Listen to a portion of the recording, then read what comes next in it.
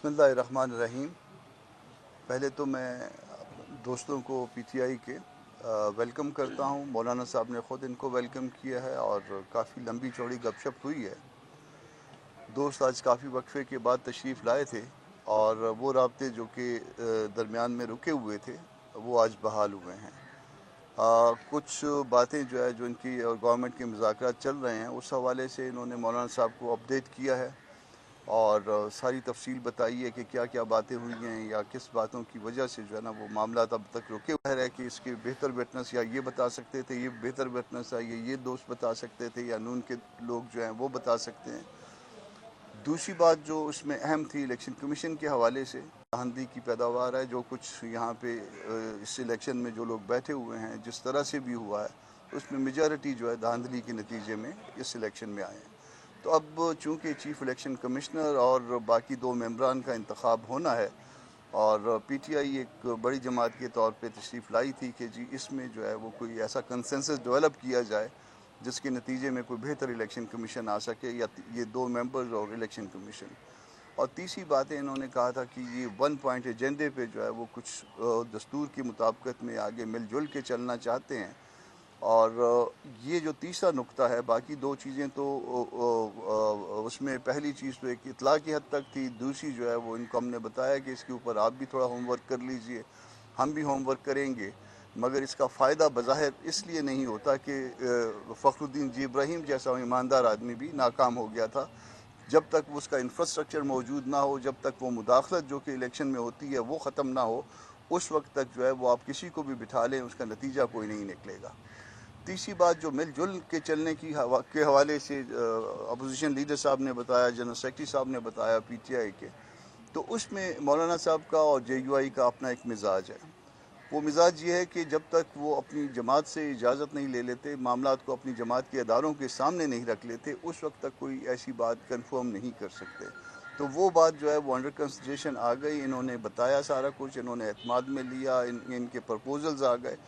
हमारी तरफ से जो जवाब जो है वो पार्टी के साथ मशवरे के, पार्टी के इदारों के साथ मशवरे के बाद जो है वो इसमें इनको बताया जाएगा, इनको कि आगे मामलात को किस तरह से चलाना है। अलबत्ता एक 2 रुकनी कमेटी जो है वो इसमें फॉर्म की है, जो असद कैसर साहब और मैं ख़ुद हूँ उसमें, और वो इमीडिएट कोई राब्ते की बात होगी, कोई ऐसी चीज़ जिसमें कोई गलत फहमी डेवलप हो रही होगी दो पार्टियों के दरमियान, या किसी चीज़ से रोकना था या किसी काम को करना था, तो आइंदा के लिए एक फ़िलहाल जो एक आर्जी जो एक मेकनिज़म जो है हमने बनाया है वो असद कैसर साहब और मैं जो है वो आपस में बात कर लेंगे। बाकी इसके बाद जो मामला जब आगे बढ़ेंगे तो फिर दोनों पार्टियां जिस तरह से चाहेंगी इस मामले को आगे बढ़ाएंगी। तो आप सब तशरीफ़ लाए, आपका बहुत शुक्रिया। नमाज का टाइम हो गया है, अजान हो गई है, आप भी नमाज़ पढ़िए, हम भी नमाज़ पढ़ते हैं और दुआ भी करते हैं। और दुआ आपने सवालों से बचने के लिए नमाज के बाद प्रेस कॉन्फ्रेंस कर लेनी थी। नमाज को नमाज लंबी होती है हमारी।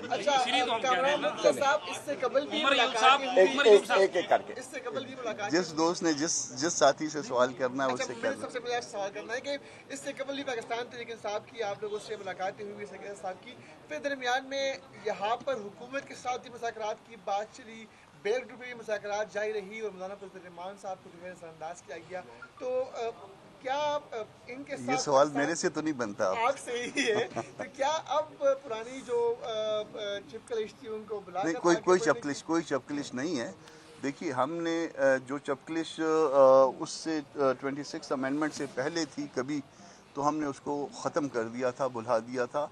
हमने वर्किंग रिलेशनशिप को बहाल कर दिया था। हम हर तरह से भले ये हमसे बड़ी पार्टी हैं अददी निस्बतों से, मगर हम हर तरह से जो है ना हमने इनको अपने एतमाद में रखा, अपने साथ रखा, और इस मामले में कभी भी जो है ना वो कोई हमने कोई कंजूसी या कोई बदनीयती का मुजाहरा नहीं किया।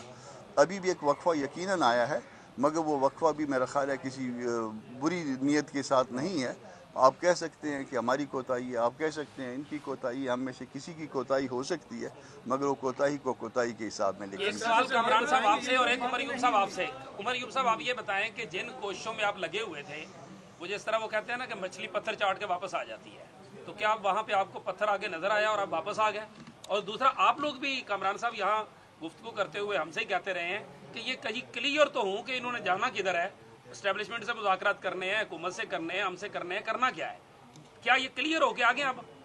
ये दोनों सवाल तो उनसे बनते हैं, मेरे से ये नहीं भी आपसे बनते हैं, आप लोगों के यही तफज़ात थे। चले सबसे पहले ये बताइएगा कि हम लोग कहाँ से कौन सी मछली किधर से पत्थर चाट के आई है। नंबर एक देखें, हमारा वज़ीर-ए-आज़म इमरान खान साहब ने 5 दिसंबर 2024 को अडयाला जेल में जिस वक्त हमारे ऊपर फर्द जुर्म लग रहा था, मुझे खुद उन्होंने बुला के कहा कि उमर अयूब ये कमेटी के मेंबरान के नाम होंगे, किसी को कल ये गिला ना हो कि पाकिस्तान तहरीक इंसाफ ने मुज़ाकरात के लिए इस इंस्टॉल्ड गवर्नमेंट के साथ पहल नहीं की। वज़ीर-ए-आज़म इमरान खान साहब ने वो पहल की और इस इंस्टॉल्ड गवर्नमेंट का उसका रद्द-ए-अमल क्या था कि जैसे ही मैं अडयाला जेल से निकल रहा था, मुझे आप सारे साथियों को आपको याद होगा, मुझे उधर ही अरेस्ट कर दिया। फिर अदालत ने ATC रावलपिंडी ने उन्होंने जो है अगले दिन वो छुड़वाया और उन्होंने कंटेम्प्ट ऑफ कोर्ट लगाई, और क्योंकि मेरे पास बेल थी। उसके बाद फिर ये चीज़ें आगे गई, 3 नशस्तें हम लोगों ने की और वो पॉइंट्स रखे at the cost of repetition. Number 1, हमारे असीरान की रिहाई आइन और कानून के मुताबिक, न डील न ढील। नंबर 2, 26 नवंबर 2024 और आपका 9 मई के जो साने हुए थे उनके हवाले से, जो 9 मई का इंसिडेंट हुआ था, जो हम समझते हैं कि फॉल्स फ्लैग ऑपरेशन था, उसके ऊपर हमने कहा ठीक है, आप एक इंडिपेंडेंट कमीशन बिठाएं और वो कमीशन वो होगा जिसके ऊपर दोनों अतराफ से इंडिपेंडेंट जजेस, सीनियर मोस्ट जजेस ऑफ द सुप्रीम कोर्ट या high court Islamabad high court, उसके ऊपर बिठाएं। पर उन्होंने नहीं किया। और सोने पे सुहागा जो हमारी डिमांड्स थी कि आप हमारी मुलाकात वज़ीर-ए-आज़म इमरान खान साहब से अनमॉनिटर्ड इन्वायरमेंट में कराएं।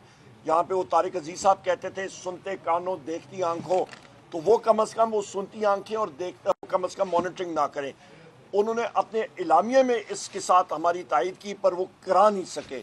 तो हम लोग ये पूछते हैं कि जनाब कि ये लोग अपने आप को या हुकूमत कहते हैं, तो ये इजाज़त पटवारी चक्री से लेनी है, पटवारी अडयाले से लेनी है, पटवारी दमयाल से लेनी है, पटवारी टोबा टेक सिंह से लेनी है, किससे इन्होंने इजाज़त लेनी है? तो ये आप